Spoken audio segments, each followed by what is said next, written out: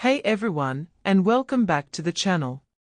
Today, we are diving into something that might seem a little niche at first, but trust me, it's got layers of history, art, and even a bit of a social commentary woven into it.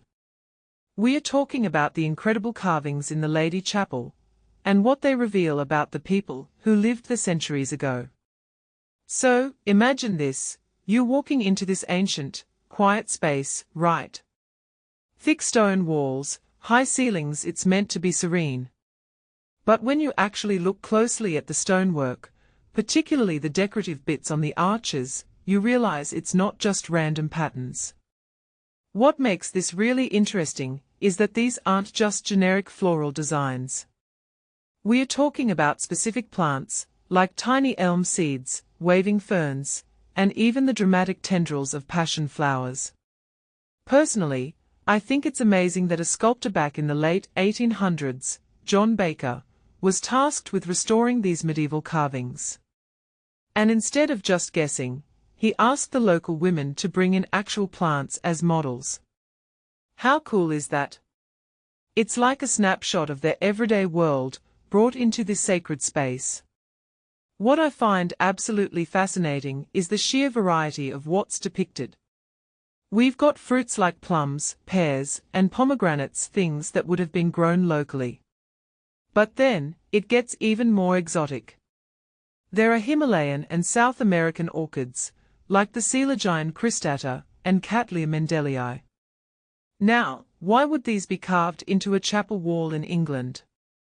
Well, it turns out there was a major orchid grower in the area at the time, Frederick Sander, who was even the royal orchid grower to Queen Victoria. This tells us so much about the global connections and the growing interest in horticulture even back then. It wasn't just about local flora, it was about the wonders of the world being brought home, and then immortalized in stone. From my perspective, this is where the real magic happens. These carvings aren't just pretty decorations, they are a historical record, a testament to the local environment and the wider world. They show us what plants were significant to the community, both for sustenance and for sheer wonder. What many people don't realize is that these details are a direct link to the women of the parish, who actively contributed to this artistic endeavor. It's a beautiful way to think about how art and nature can intertwine, and how even seemingly small actions, like bringing in a flower, can leave a lasting legacy. And it doesn't stop there.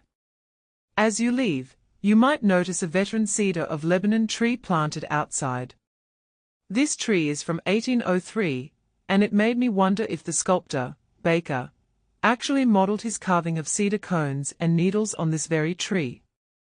This kind of connection, between a living natural monument and a piece of art, is just so powerful. It really highlights the importance of preserving both our natural heritage and our artistic heritage, because they often tell the same story. So, the next time you're in an old building, take a moment to look at the details. You might be surprised at what stories the stones have to tell. What do you think about these incredible botanical carvings? Let me know in the comments below. And if you enjoyed this deep dive into history and art, be sure to hit that like button and subscribe for more. See you in the next one.